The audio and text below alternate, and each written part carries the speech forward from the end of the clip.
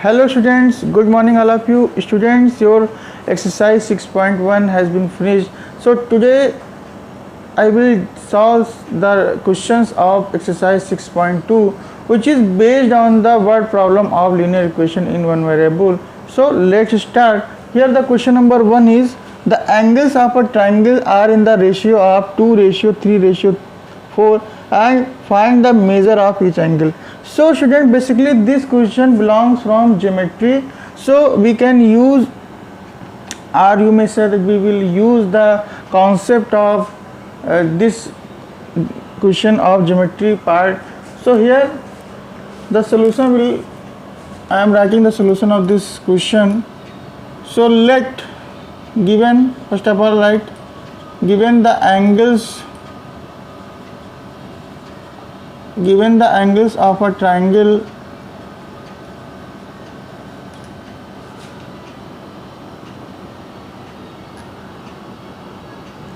or you may write given the ratio of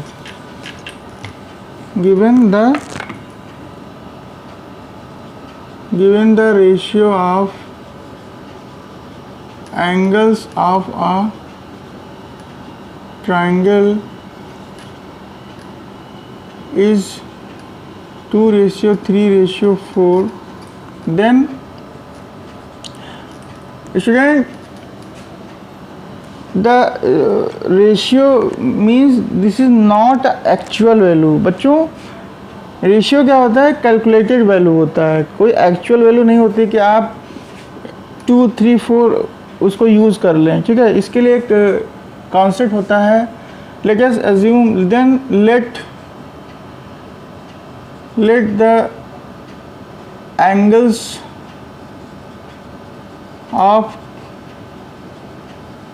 triangle be 2x, 3x and 4x.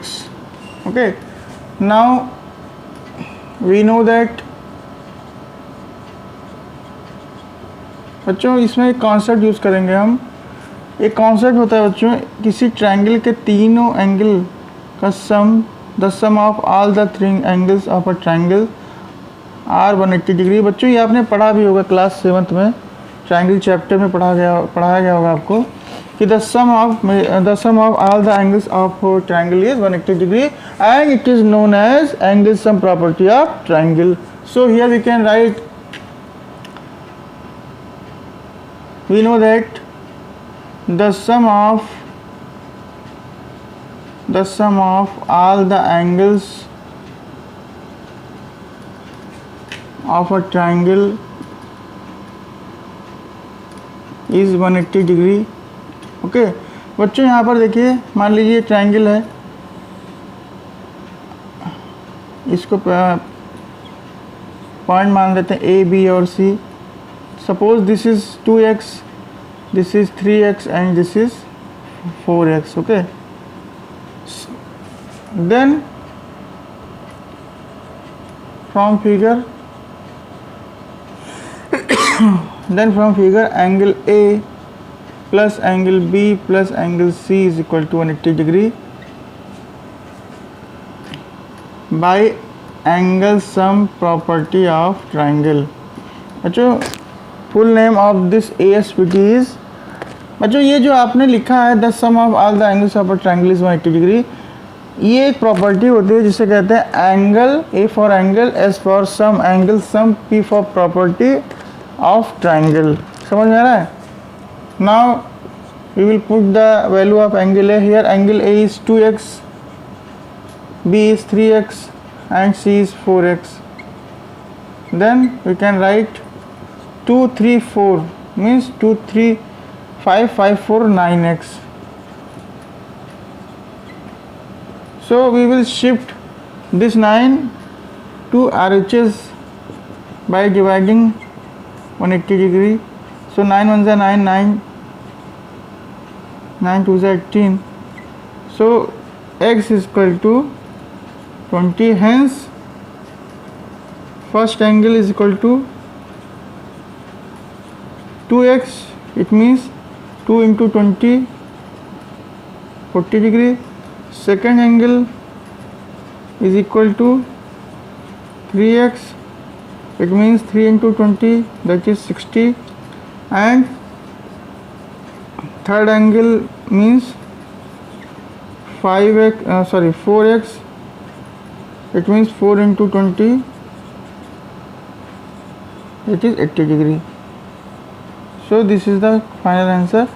Student, in this type of question I want to say something about the word problem of linear equation. Student, first of all you have to read the question carefully, then after you have to assume the variable for unknown quantities. After that you have to make a linear equation, then after for finding the value of unknown quantity you have to apply the transposition method, and then after applying transposition method we will get the value of unknown quantity. Okay, so these are the procedure for solving any word problem of linear equation. So student, pause the video to note it down in your copy or take a screenshot. Now student, we are moving the second question. So student, second question, I have this type of question I have also solved in the chapter number 3, that is called chapter 4, actually chapter 4, and the name of the chapter 4 is playing with number. So this question will also solved by the concept of linear equation in one variable. So here the question is saying that a 2-digit number of which 10th digit exceeds unit digit by 5, the number itself is 8 times the sum of its digit, find the number.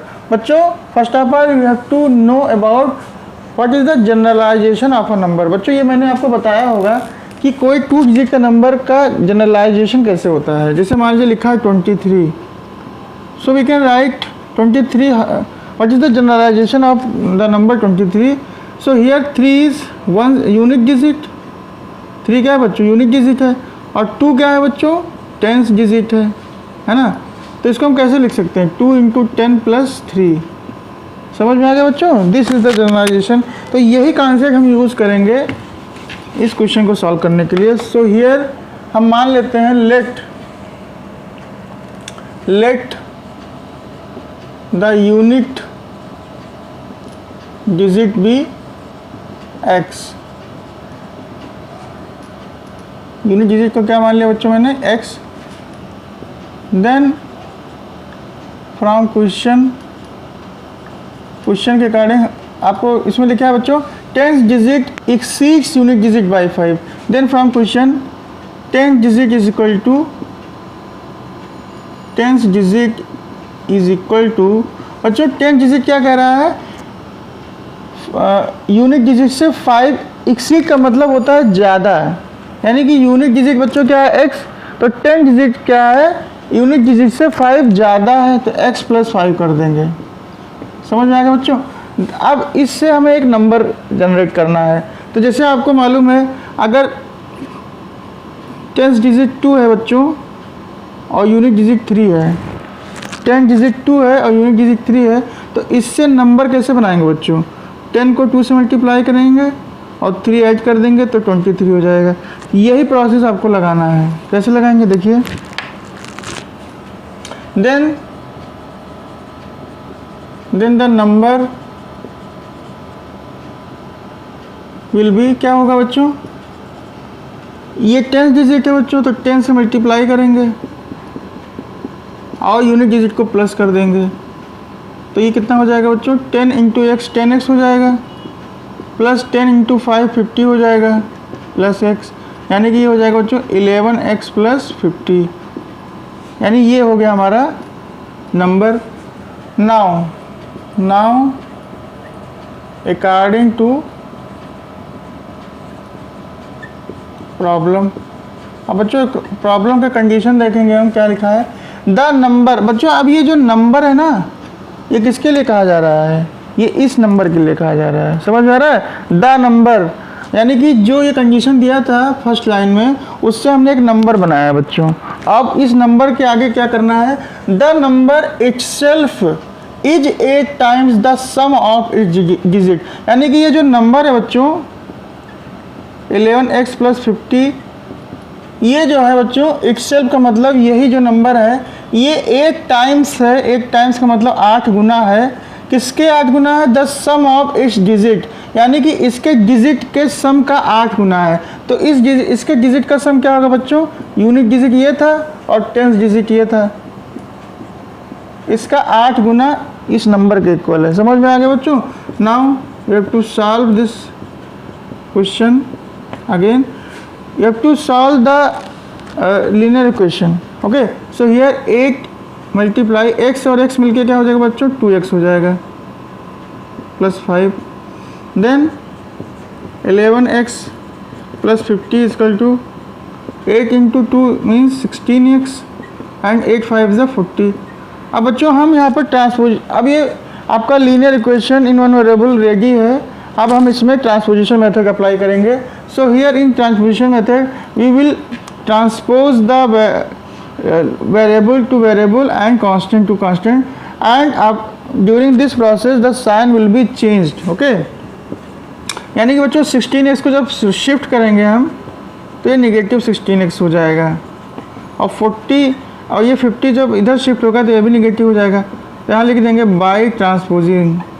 आप transposing method लगा रहे हैं तो बच्चों देखिए 11 minus 16 integers में आपने पढ़ा होगा 11 माइनस 16 कितना होता है? -5x, एंड 40 माइनस 50 क्या हो जाएगा बच्चों? -10। जब दोनों साइड में सेम नेगेटिव ऑपरेटर आते हैं तो वो कैंसिल हो जाते हैं बच्चों।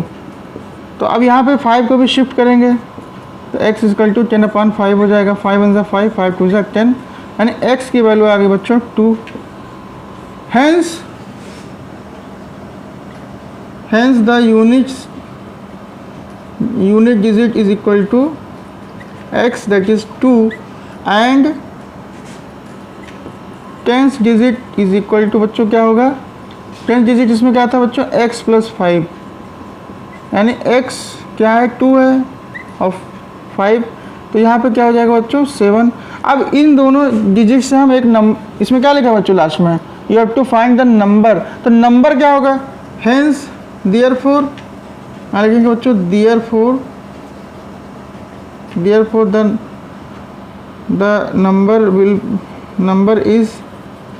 नंबर क्या होगा बच्चों? यूनिट डिजिट 2 है, 10th डिजिट 7 है, तो ये हो जाएगा 72, and this is the answer. So students, we are moving the next question, but before moving the next question, pause the video to note it down in your copy or take a screenshot. Now students, we are moving the third question of this exercise. So here the third question is saying that the two buses start from the same point at the same time, but in opposite direction. दो बसें बच्चों वो journey start करती हैं same point से, लेकिन same point से और सेम टाइम पे, बट इन अपोजिट डायरेक्शन। दोनों का जो डायरेक्शन है बच्चों अपोजिट है। जैसे मान लीजिए एक बस इधर इस डायरेक्शन में है तो एक बस इस डायरेक्शन में है, ठीक है? सेम पॉइंट से बच्चों, सेम पॉइंट से, ठीक है? नाउ देयर स्पीड्स, बच्चों स्पीड दिया है एक बस का 50 km/h and 60 km/h respectively. After how long they will be 440 km apart. इसका मतलब बच्चों you have to find after how long. बच्चों हाउ लॉन्ग, ये जो वर्ड होते हैं बच्चों हाउ लॉन्ग, है ना, इसका मतलब होता है ये आपको you have to find time. समझ में आ रहा है? ये जो वर्ड होता है बच्चों हाउ लॉन्ग, कितने देर बाद वो दोनों बस जो है after how long they will be 440 kilometre, दोनों बस 440 किलोमीटर दूरी पे कितने समय बाद वो रहेंगी 440 किलोमीटर दूरी पे, ठीक है? तो इसमें बच्चों टाइम निकालना है। तो basically this question belongs from the concept of speed, distance and time. बच्चों आपने क्लास 7th में या 6th में पढ़ा होगा, एक कॉन्सेप्ट होता है speed, distance and time. There is a relation between 3 quantities, है ना? स्पीड इक्वल टू होता है बच्चों distance upon time.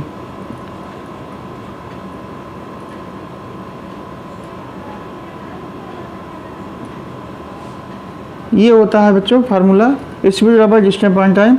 Then distance बराबर क्या होगा? स्पीड इनटू टाइम, और टाइम इक्वल टू क्या होगा? Distance upon speed. तो ये एक फार्मूला होता है और इसी एक फार्मूले से हम 3 फार्मूले जनरेट कर देते हैं। तो ये आपने पढ़ा होगा, बहुत ही इसमें आपने कॉन्सेप्ट पढ़े होंगे, क्लास 5th 6th 7th सभी क्लासेस में बताई जाती हैं। तो बच्चों यही कॉन्सेप्ट हम यूज़ करेंगे। तो यहाँ पर लिखा ना how long they will be 440 kilometre apart, after how long.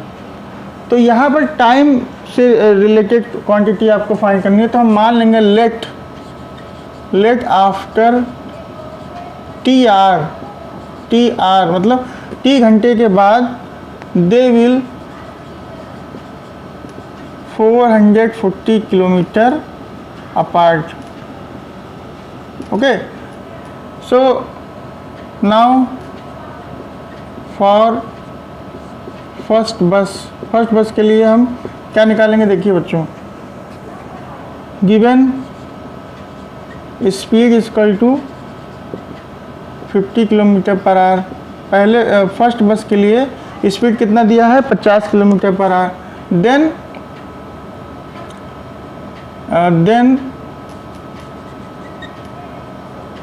अब यहाँ पर बच्चों स्पीड दिया है और इसमें डिस्टेंस 440 किलोमीटर का है। तो after T R they will 440 kilometre पार का मतलब हुआ कि वो 440 किलोमीटर कितने समय में जो है आप दूरी पे रहेंगी। तो हमने मान लिया कितने समय में, टी सेकेंड, टी आर में। ठीक है, समझ में आ रहा है।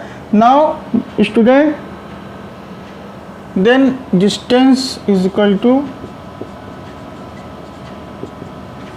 Speed into time. तो यहाँ पे बच्चों स्पीड क्या है, 50 किलोमीटर, और टाइम क्या माना है आपने, टी। तो 50t हो जाएगा फॉर फर्स्ट बस के लिए। And for second bus given speed equal to 60 kilometre per hour. Then speed distance कितना हो जाएगा बच्चों, speed into time. Speed into time होता है ना। तो स्पीड कितना है इसमें, 60, और टाइम क्या है इसमें, टाइम t माना है आपने, तो 60t हो जाएगा, 60t किलोमीटर। अब बच्चों यहाँ पर देखिए इस t के लिए और इस स्पीड के लिए डिस्टेंस यहाँ पे 50t है, यहाँ पे 60t है। तो यहाँ पर लिखा है कि 440 किलोमीटर कितने समय के बाद वो आफ्टर हाउ लॉन्ग, मतलब कितने समय के बाद वो 440 किलोमीटर की दूरी पर रहेंगे। देन फ्रॉम क्वेश्चन यहाँ पर अलग अलग डिस्टेंस आया है। तो यहाँ पर 50t प्लस 60t को ऐड कर देंगे डिस्टेंस, और कितने टोटल डिस्टेंस क्या है, 440। तो 40 और प्लस, बच्चों ये लीनियर इक्वेशन है, समझ रहे हैं। 40 प्लस 60 कितना हो गया, 110। t equal to 440। अब यहाँ पर 110 को बच्चों शिफ्ट कर देंगे। तो 440 अपान 110, 0 0 कैंसिल होगा, 11 1 जा 11, 11 4 जा 4, यानी कि t की वैल्यू आ गई बच्चों 4 आवर। तो इसका मतलब बच्चों आफ्टर 4 आवर हम लिख सकते हैं, we can write after 4 hours they will 440 kilometer apart, and this is the final answer. Now students, we are moving the next question, but before moving the next question, pause the video to note it down in your copy or take a screenshot. Now students, we are moving the fifth question. So here the fifth question is related to the concept of simple interest. बच्चों ये simple interest पे based question है, और ये सब concept आपने पढ़ा होगा क्लास 5th 6th में, इवन 7th में भी पढ़ा होगा। सिंपल इंटरेस्ट इक्वल टू कितना होता है बच्चों, principal into rate into time upon 100। तो ये फार्मूला आपको पहले से आता होगा, सिंपल इंटरेस्ट का फार्मूला है। फिर पी यहाँ पे क्या होता है बच्चों, P is a principal which is also called borrowed money, okay, are deposit money, and rate is called the interest, in which rate we have to apply, we have to allow to get the interest, so this is called rate. Now here the question is, Shyam invested Shyam invest करता है 15,000 इन a mutual fund है, कोई mutual fund है उसमें 15,000 invest करता है। Part of the amount, बच्चों ये इस लाइन को समझिए, पार्ट ऑफ द अमाउंट, इसका मतलब है कि जो 15,000 है उसमें कुछ पार्ट कहाँ इन्वेस्ट करता है, he invested at the rate of 15%, और मतलब उस ये जो अमाउंट है उसका कुछ पार्ट 15% रेट पे इन्वेस्ट करता है, और रेस्ट यानी बाकी जो इसमें पैसे बचते हैं, इसमें से जो अमाउंट बचता है वो 20% सिंपल इंटरेस्ट पे इन्वेस्ट कर देता है। फिर लिखा है इसमें बच्चों, eight the end of first year, एक साल के बाद ऑफ इन्वेस्टमेंट करने के बाद ही अर्न्स, मतलब वो कमाता है 2,500 एज इंटरेस्ट, इतना इंटरेस्ट उसको मिलता है। तो क्वेश्चन कह रहा है, how much did Shyam invest at each rate, इसका मतलब कि श्याम ने इन दोनों रेट पे यानी 15% और 20% पे कितना कितना अमाउंट इन्वेस्ट किया था वो आपको निकालना है। तो यहाँ पर लिखते हैं गिवन। अब बच्चों ये 15,000 क्या है, 15,000 बच्चों प्रिंसिपल होता है, प्रिंसिपल है, आप ये भी कह सकते हैं कि ये प्रिंसिपल है। क्यों प्रिंसिपल है, क्योंकि ये डिपॉजिट किया जा रहा है, इन्वेस्ट किया जा रहा है ना। So the deposit money is called the principal. So here given P is equal to 15,000 and let, हम मान लेते हैं इसमें पार्ट लिखा है तो let the first part of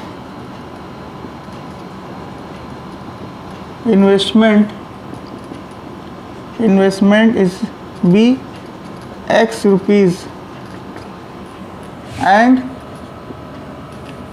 then second part कितना हो जाएगा बच्चों, then second part of investment कितना हो जाएगा, इन्वेस्टमेंट टोटल बच्चों कितना था 15,000, एक पार्ट X है तो दूसरा पार्ट क्या हो जाएगा, इसमें से माइनस कर देंगे 15,000 माइनस X रुपीज़, ठीक है। नाउ फ्रॉम फर्स्ट कंडीशन, अब देखिए बच्चों फर्स्ट कंडीशन में रेट कितना है बच्चों 15%। तो यहाँ पर बच्चों पहला पार्ट इसमें क्या है, फर्स्ट पार्ट X, तो X फर्स्ट कंडीशन में P1 कितना हो जाएगा X रुपीज़, R1 कितना हो जाएगा रेट 15%, और टाइम बच्चों 1 ईयर है after at the end of first year, तो T1 यानी हो जाएगा 1 ईयर।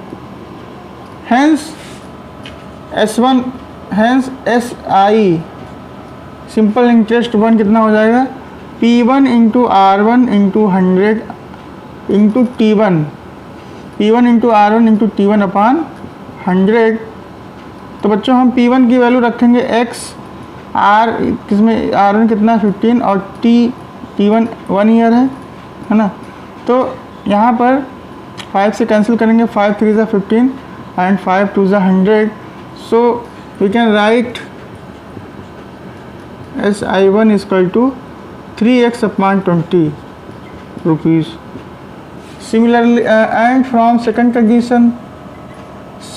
condition क्या होगा बच्चों फॉर सेकंड पार्ट के लिए, तो सेकंड पार्ट में प्रिंसिपल कितना हो जाएगा बच्चों 15 minus x rupees, sorry 15,000 minus x rupees, rate R2 इसमें क्या हो जाएगा बच्चों 20%।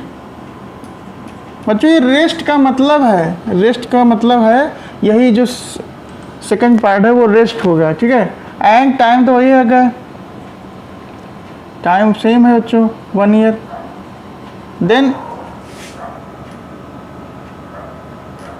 तब इसमें सिंपल इंटरेस्ट कितना आएगा बच्चों, simple interest 2 principal into rate into time upon 100, ये 0 0 कैंसिल हो गया बच्चों, 2 1 2, 2 5 10, तो ये हो गया बच्चों 15,000 माइनस एक्स अपान 5 रुपीज़।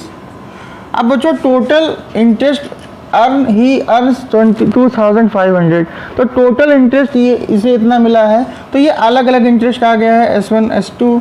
तो यहाँ पर हम लिखेंगे देन फ्रॉम क्वेश्चन के अकॉर्डिंग हम इसको लिखेंगे कि अलग अलग पहला इसमें सिंपल इंटरेस्ट और दूसरा सिंपल इंटरेस्ट। टोटल इंटरेस्ट कितना कमाता है बच्चों, 2,500 रुपीज़, है ना। तो अलग अलग सिंपल इंटरेस्ट को ऐड करेंगे, 3x अपान 20 प्लस ये 15,000 minus x upon 5 is equal to 2,500। अब बच्चों इसमें एलसीएम लेंगे तो 20 और 5 का एलसीएम 20 ही हो जाएगा। तो यहाँ लिखेंगे 3x plus 15,000 minus x is equal to 2,000। इसमें बच्चों 5 को 4 से मल्टीप्लाई करेंगे ना, तभी तो 20 आएगा। तो यहाँ पर 4 लिखेंगे, इंटू 4 इज इक्वल टू 2,500। अब बच्चों 20 को 2,500 से मल्टीप्लाई करेंगे, तो ये थोड़ा बड़ा हो रहा है क्वेश्चन। 3x प्लस 4 से करेंगे 15,000 को तो 60, उसके बाद 3 टाइम्स 0 लिखेंगे तो यहाँ 60,000 हो जाएगा,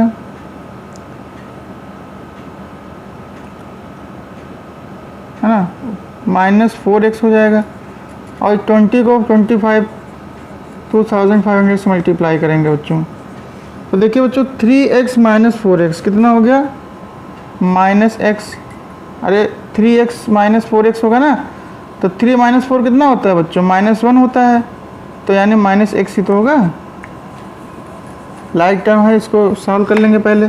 और फिर देखिए बच्चों 60,000 यहाँ पर हम 2500 यानी 2,500 को जब मल्टीप्लाई करेंगे बच्चों तो कितना आएगा, 25 2 ज़ा 50 और फिर 3 0 लगा देंगे 50,000 और ये 60,000 को उधर शिफ्ट कर देंगे ट्रांसपोजिशन मेथड से। तो ये हो जाएगा बच्चों minus X equal to minus 10,000, है ना। अब माइनस माइनस कैंसिल हो जाएगा, तो x इक्वल टू कितना होगा बच्चों, 10,000 रुपीज़। तो यहाँ लिखेंगे बच्चों, यहाँ स्पेस कम है थोड़ा, तो यहाँ इधर लिख दे रहे हैं, इधर लिख दे रहे हैं। hence for rate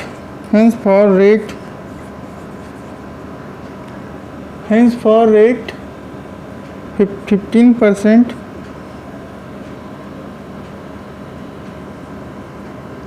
invest money is equal to कितना है बच्चों, 10,000 rupees. And for rate 20% invest money कितना है बच्चों, इन्वेस्ट मनी हम निकालेंगे, इसको 15,000 से माइनस कर दें। इसमें बच्चों देखिए ये है सेकंड पार्ट आपका, तो 15,000 से माइनस कर देंगे 10,000 को, तो कितना आएगा बच्चों, 5,000 rupees. And this is the answer. तो बच्चों समझ में आ रहा है ना, इधर जगह नहीं था तो यहाँ पर मैंने लास्ट लाइन लिखा है, लाइन खींच के। तो जैसे x की वैल्यू आ गई 10,000, x की वैल्यू कितने आ गई बच्चों, 10,000 आ गई। ये देखिए x की वैल्यू है, ये वाला देखिए, ये वाला देखिए बच्चों, x की वैल्यू 10,000 आ गई। तो 15% के लिए इन्वेस्ट मनी क्या है, 10,000, और 20% रेट के लिए इन्वेस्ट मनी कितना आएगा बच्चों। देखिए सेकंड पार्ट क्या था, 15,000 माइनस x कितना है, 10,000, तो 10,000 माइनस करेंगे तो 5,000 रुपीज़ आ जाएगा। So student, in this type of question there are some question are very long. Okay, so student, you have to try to solve the question number 4. Question number 4 you have to try to solve by yourself. Okay, and if you have doubt or problem during solving this question, you will discuss in live online classes. Okay, so student, I hope you are all understanding how can we solve the word problem of linear question in one variable, and I will solve the some remaining question of this exercise in next video. So thank you for being with us.